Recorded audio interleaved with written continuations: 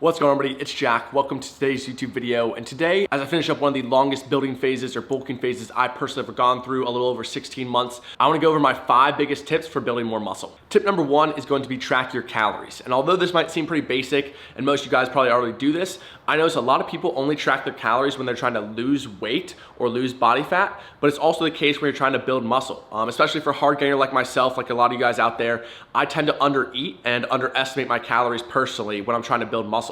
So one thing that I did is make sure I tracked my calories to make sure I was hitting my calorie and protein goal on a daily basis. Therefore, I knew I was in a surplus and therefore building muscle when I was training properly. Obviously, we'll get into training down the line, but at first, if you're not eating enough as a natural athlete, you simply aren't growing. So make sure you're tracking your calories and your protein. It comes down to saying what gets measured gets managed. I remember I had this saying, when I worked as a full-time engineer for a while, what gets measured gets managed. And basically what that means is if you aren't measuring something or keeping track of it, how do you have any idea how to manage it or change it or improve it? So a big thing there is when you're trying to build muscle, you definitely want to keep track of your calories. A caloric surplus is pretty much always needed as a natural athlete to build some muscle. If you're a newbie or you're trying to lose a significant amount of body fat because you are obese or extremely overweight, you can probably do a little bit of building at a maybe slight deficit or maintenance phase. But for most people, if you're not extremely overweight, if you are a decently trained individual in the gym for maybe 2 or 3 years or played high school sports, you probably need a little bit of a caloric surplus in order to build some muscle. My personal recommendation is anywhere between 200 to 300 calorie surplus.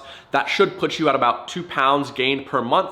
Obviously, it varies on person. I like to aim for about 1% to 1.5% of your body weight to be increased per month as you are going through a building phase. As far as the food itself, I am big on food quality, as food quality is pretty much the food that you're putting in your system is your fuel for your body. Just like you wouldn't put crappy gasoline and expect a car to run super well, you shouldn't put donuts and Twinkies in your body expected to have high performance. That's another big thing. We want to make sure we have high quality foods. Get your fruits, get your vegetables, lean protein sources, clean carbs like rice, potatoes, sweet potatoes, stuff like that. Get those in your system, and also make sure to get 0.8 to 1 gram of protein per pound of body weight, unless you're basically on an outlier. So if this is your normal scale, you have very underweight people and very overweight people. If you're in the normal spectrum, 0.8 to 1 gram is perfect. If you're overweight, you probably only need maybe 0.6 to 0.7. If you're extremely underweight, you might want 1.2 to 1.3. But it really depends on the person, but I would say 1 gram per pound of body weight or 1 gram per pound of goal body weight is ideal. As I mentioned, fruits and vegetables are also very important, even though I mentioned that typically fruits and vegetables are very important when you're trying to lose weight because of their volume, but also they have a lot of fiber in them. And as you start to eat more food, fiber becomes more and more important because we want to make sure we have a good digestive system. And fiber plays a big role in kind of acting like that street cleaner or that sweeper to kind of sweep through our digestive system and to make sure everything's running smoothly down there. Lastly, as far as tracking your calories and nutrition protocol, don't eat like an asshole. You know you have a little more calories to spare, so yes, you have a little bit more flexibility in your diet to enjoy things like wings and pizzas and burgers, but we want to make sure that we still have mostly whole foods, mostly nutritionally dense foods, because once again, we're focused on performance and building muscle. Although your body will build muscle if you're training properly, the food is also a very, very big part of that, and making sure you have whole foods, high nutritionally dense foods is going to be very critical to maximize your time in the gym and time in a building phase. Now we'll move from nutrition into training, and tip number 2 is going to hit each muscle group 2 times per week. Most studies show between 2 to 3 times per week is ideal for most trainees. Yes, you can go with the bro split or the 1 time frequency per week, but typically that shows to be a little bit less efficient than 2 times per week. And as far as programs go that allow you to hit the muscle groups 2 times per week, there is the push-pull leg split, there's the upper-lower split, there's the Arnold split, which is chest and back and then shoulders and arms. There's a mix of pretty much all kinds of different programs. I personally right now am running a mix of the upper-lower as well as a, right now what is mine? Mine's chest, arms, lower, back, shoulders, and then lower, upper. So it's a little bit of a mix. I'm a 5-day training split, but I definitely recommend 4 to 5 training days for most people. Newbies, maybe 3. If a very advanced trainee, I still think only 5 days is more than enough. You still want to maximize your rest and recovery, which we'll touch on later in the video. Now, as I mentioned, there's probably not much significant improvement to hitting a muscle group more than 3 times per week, but even 3 times per week might be a little bit too much for a certain individual, and it could lead to overtraining. As far as sets and reps, I highly recommend between 9 to 12 effective sets per muscle group. And what I mean by effective sets, we're not counting the warm-ups or priming sets where you're gonna go ahead and build up to that working weight. I'm talking sets that are close to failure. Within that, I would say 1 to 3 reps shy of failure for most compounds, and then 0 to 2 reps shy for your accessories, and making sure those sets are all out and we're not having fatigue carry from one to the other. And what's important there is make sure we're resting enough time in between each set so we aren't carrying fatigue from one set to the next. As far as reps, and most studies say anywhere between 5 to 30 reps for muscle hypertrophy, but the big thing there is that the effective reps of each set are gonna be closer to the end as you get closer to failure. And personally, I like the 6 to 20 rep range, 6 to 12 probably being for my compound movements, like a leg press, a bench press, a lat pull down, and then anywhere from 10 to 20 for accessories like a bicep curl, tricep extension, leg extension, that kind of thing. But once again, it does come down to a little bit of personal preference if you like to lift really heavy or if you like to go a little bit lighter. The biggest thing is that you're training close to failure, and that takes me to tip number 3. Tip number 3 is gonna be have a high training intensity, also known as a high RPE. So RPE stands for rate of perceived exertion. There's also RIR, or reps in reserve.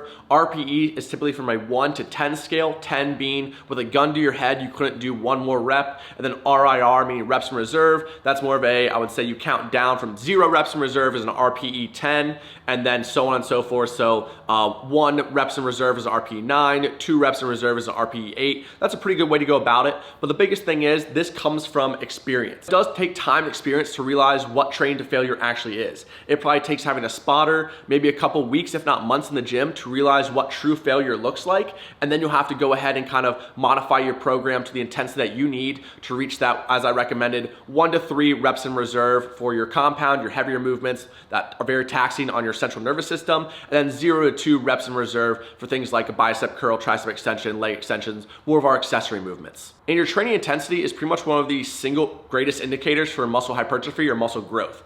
People used to think it was muscle damage, muscle tension, as well as getting a pump in the gym, but really the pump itself has no correlation with actual muscle growth. Sure, it looks great. Sure, you're gonna get good stimulus for that 30 minutes you're at the gym. When you look in the mirror, you might get a little stimulus down there, just seeing yourself with a pump, but it has no correlation to actual muscle growth outside the gym. What does correlate to muscle growth is high intensity, training close to failure. And as I mentioned, taking each and every set within 2 to 3 reps of failure, making sure you have effective sets and then effective reps within each set close to failure in order to stimulate muscle growth. And unfortunately, a lot of people confuse training intensity with training volume. Think that if I just do more sets, if I just do more exercises for a muscle group, if I just do more volume overall, I will build more muscle because I'll have a more intense workout. But really what comes down to is quality first.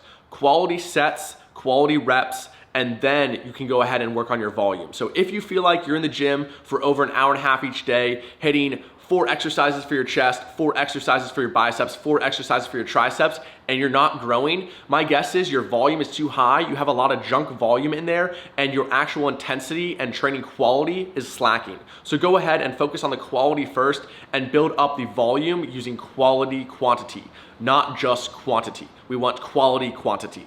So we want good volume.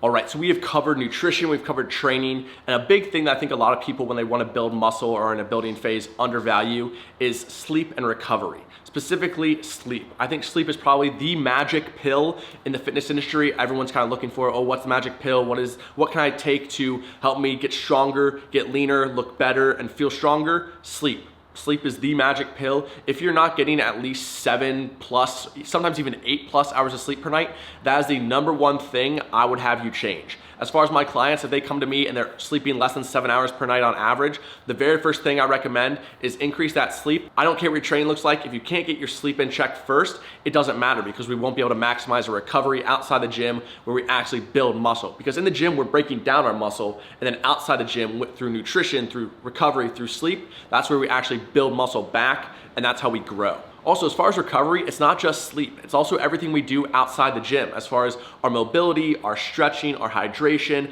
active recovery, mobility work, walking, all kinds of stuff. And one of the biggest things that has come out recently is a lot of times people used to say, oh, the best way to recover is RICE, rest, ice, compress, and elevate. And that is actually the furthest thing from the truth. The best thing to do for recovery is some sort of active recovery to get some blood flow. So basically what most athletes now do, even at the highest professional levels, you won't see them do ice as much as they used to. You'll see them do some sort of mobility work or some sort of blood flow work because they realize that blood flow actually causes recovery versus just sitting on a couch, icing yourself. That'll actually prevent recovery from happening. So we wanna make sure we're staying active. Quality nutrition is a huge key. Hydration, also managing managing your stress levels. So if you have a stressful job at work, making sure you take some time for yourself. Whatever it is, get outside, get some sunlight, go for a walk. Making sure you manage your stress is also absolutely huge. My personal favorite way to kind of decompress and help me overall recover better is to take Maisie for a walk. I mean, it's like a 5-for-1. You get outside, obviously when it's sunny out, it's nice to get some vitamin D. You ground yourself, obviously you're away from electronics.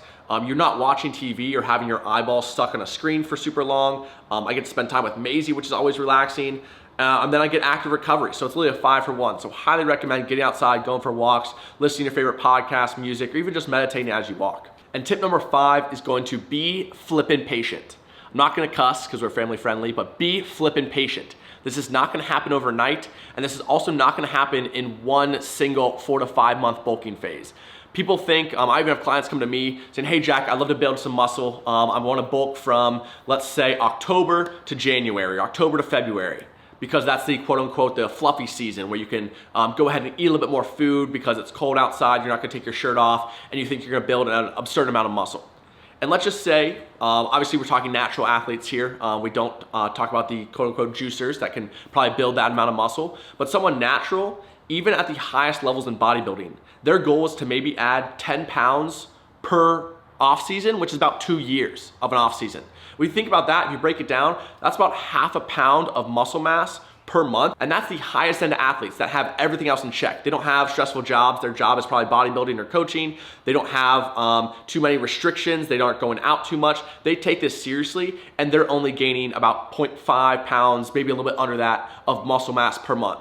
So you break that down into one single, let's say 6-month bulking phase, you maybe are gonna build 3 or 4 pounds of muscle, which is not significant at all. So you need to be patient and take a longer period of time to actually build a significant amount of mass. And obviously during that period of time, you need to do everything else we just talked about. You need to track your calories. You need to have proper training frequency. You need to have proper training intensity. You need to have your recovery in check.